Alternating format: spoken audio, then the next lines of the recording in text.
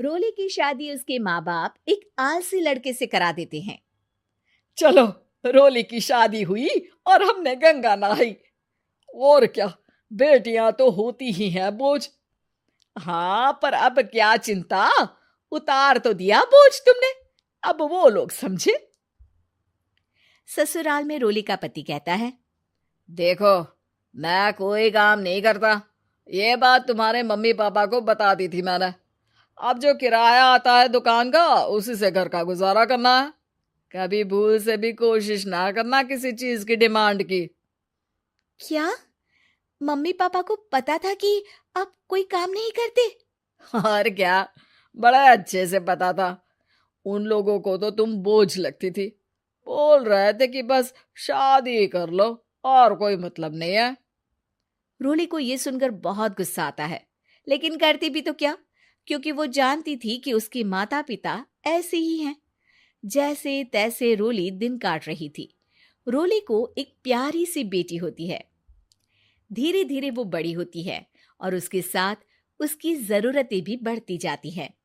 सुनिए जी, अब तो सिमी बड़ी हो रही है, उसका स्कूल में दाखिला कराना है। मैंने अब तक तो जैसे तैसे समय काट लिया, लेकिन मैं बच्ची की परवरिश में कोई कमी नहीं रखूंगी। अरे क्या है यार, अब तो लगता है कोई ना कोई काम ढूंढना ही पड़ेगा।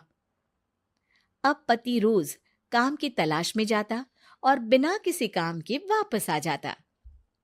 रोली समझ जाती है कि पति के अंदर अब काम करने की क्षमता नहीं है। वो बेटी को उच्च शिक्षा देने के लिए कुछ करना चाहती थी, लेकिन करती तो क्या करती। एक दिन रोली की सहेली कहती है, रोली, मेरी कोई औलाद नहीं है। अगर तू मेरी औलाद को जन्म दे तो मैं तुझे तेरे मुंह मांगे पैसे दूंगी। अरे, तेरी औलाद को मैं कैसे जन्म दे सकती हूँ? सरोगेसी से। बच्चा मेरा और वैभव का ही होगा, लेकिन कोख तेरी होगी। ये संभव है रोली। रोली कुछ सोचकर कहती है, मुझे मंजूर है, लेकिन मैं इसका 2 लाख रुपया लूंगी। अरे कोई बात नहीं, मुझे मंजूर है। रोली खुश हो जाती है कि एक बच्चा पैदा करने का उसे 2 लाख रुपया मिलेगा।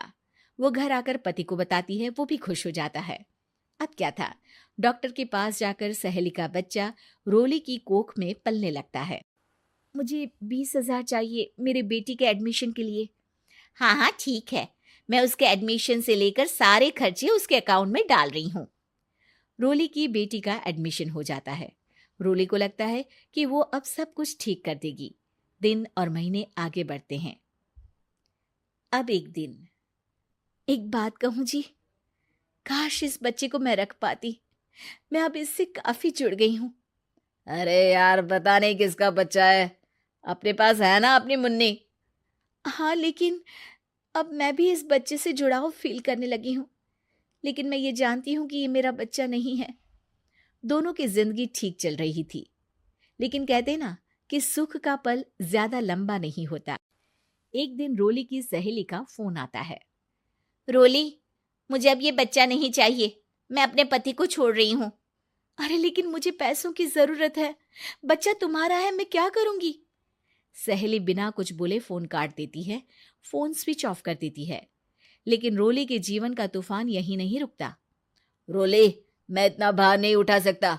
आज पढ़ाई का पैसा मांग रही हो, कल को शादी, कॉलेज और पता नहीं क्या क्या। मैं तुम्हें छोड़ रहा हूँ, अपनी बच्ची उठाओ और निकलो इस घर से। अरे पर मैं कर तो रही हूं ना बच्चे के लिए काम, आप आराम से रहिए ना। क्या काम कर रही हो, देख रहा हूं मैं। ये छोटा शहर है, यहाँ लोगों को बात बनाते वक्त नहीं लगता। तो मैं क्या करूं? ज्यादा पढ़ी लिखी नहीं हूं, कैसे घर के खर्चे चलाऊं? और आप तो काम करना ही नहीं चाहते। हाँ, ना चाहता हूं और ना ही करूंगा। रोली को पति की बात पर काफी गुस्सा आ जाता है। ठीक है, अगर मेरे जीवन में संघर्ष ही लिखा है तो वही सही। इस वक्त पति होने के नाते आपको मेरा साथ देना चाहिए था, लेकिन नहीं, आपने तो इस हाल में मुझे घर से बाहर निकालने की बात कह डाली। देखो, ये सारी फालतू की बातों के लिए वक्त नहीं है मेरे पास। रोली, जिसकी कोख में किसी और का बच्चा था और साथ छोटी सी बेटी, पति का घर छोड़कर रास्ते पर आ जाती है। रोली के पास मायके के सिवा दूसरा कोई रास्ता नहीं होता। अरे रोली कैसी है? कितने दिनों के लिए आई है? हमेशा के लिए माँ। वो माँ को सारी बात बता देती है। ओए लड़की, इतनी हिम्मत का काम कर लिया। अरे ना ना, यहाँ कोई जगह नहीं है। तुम तो अपना बोरिया बिस्तर उठाओ और निकलो यहाँ से। रोली के पास अब मायके का रास्ता भी नहीं बचता।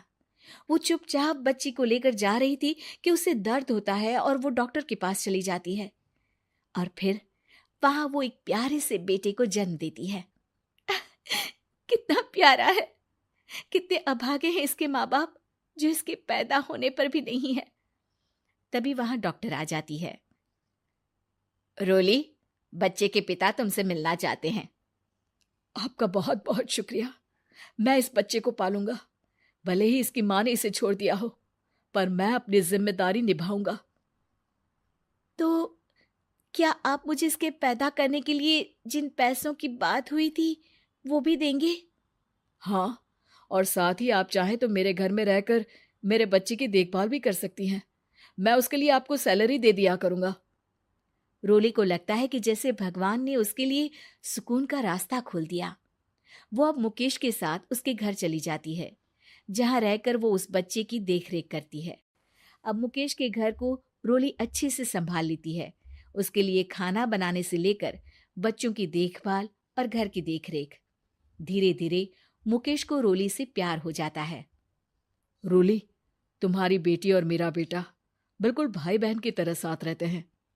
हाँ, आखिर है तो एक ही कोख के बच्चे, अटैचमेंट तो होगा ही ना। रोली, तुमने घर और मुझे दोनों को संभाल लिया। ये तो मेरा काम है। आपने भी तो मुझे छत दी जिससे मैं अपनी बेटी की पढ़ाई और भविष्य के लिए पैसे जोड़ सकूं। अब रोली, क्या तुम मुझसे शादी करोगी? अब मैं जानता हूं तुम्हारी भी शादी कुछ खास अच्छी नहीं रही। रोली को मुकेश की बात ठीक लगती है। वो उसे हाँ बोलने की सोच ही रही होती है कि उसके पहले पति का फोन आ जाता है। रोली, मैं बहुत परेशान हूँ। मेरा एक्सीडेंट हो गया है। मैं चाहता हूँ तुम वापस आ जाओ। रोली को पुराने पति की चिंता होने लगती है। वो सोचती है कि वो क्या कर रही थी। हाँ ठीक है, मैं आ रही हूँ। हाँ रोली, आ जाओ, लेकिन बच्ची को कहीं हॉस्टल में छोड़कर आना, क्योंकि मैं नहीं चाहता कि हम लोगों के बीच फिर से वो सारी बातें हो। रोली को समझ आ जाता है कि पति आज भी सुधरा नहीं है। वो पति के पास जाने से इनकार कर मुकेश को हाँ कर देती है। तो हेलो दोस्तों, आपको कैसी लगी ये कहानी? अगर आपको ये कहानी अच्छी लगी हो तो वीडियो को लाइक जरूर कीजिए और एक प्यारा सा कमेंट करके जरूर बताइए कि आपको ये कहानी कैसी लगी। और अगर आपको लगता है कि ये कहानी आपके दोस्तों को भी सुननी चाहिए तो उनके साथ इसे शेयर कर दीजिए। और ऐसे ही मजेदार वीडियो देखने के लिए हमारे चैनल को सब्सक्राइब करना मत भूलिए। और मैं दिल से यही चाहता हूँ कि आप लोग हमेशा खुश रहें, स्वस्थ रहें और अपनी जिंदगी में आगे बढ़ते रहें। वीडियो देखने के लिए धन्यवाद। मिलते हैं अगले वीडियो में। Bye bye.